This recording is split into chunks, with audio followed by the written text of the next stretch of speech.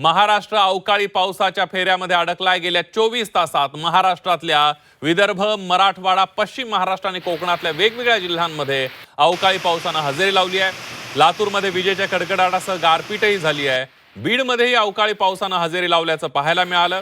राज्यातल्या 9 ते 10 जिल्ह्यात अवकाळी पाऊस झालाय। पावसामुळे नगदी आणि रब्बी पिकांचं मोठ्या प्रमाणावर नुकसान झाल्याचं पाहायला मिळत आहे। यवतमाळमध्ये वीज कोसळून 5 जण जखमी झाल्याची माहिती समोर आली आहे। शेतमालाला कमी भाव मिळत असतानाच आता शेतकऱ्यांवर पुन्हा अस्मानी संकट कोसळल्याचं पाहायला मिळत आहे। या 7ही जिल्ह्यातील बातम्या आता आपण सविस्तर स्वरूपात पाहणार आहोत। आपण बघतोय 9 जिल्ह्यांमध्ये अवकाळी पावसाचा तडाखा बसलेला आहे। गोंदिया, बीड, यवतमाळ, नागपूर, कोल्हापूर, सिंधुदुर्ग, लातूर, सोलापूर आणि चंद्रपूरमध्ये अवकाळी पावसानं तडाखा दिलेला आहे।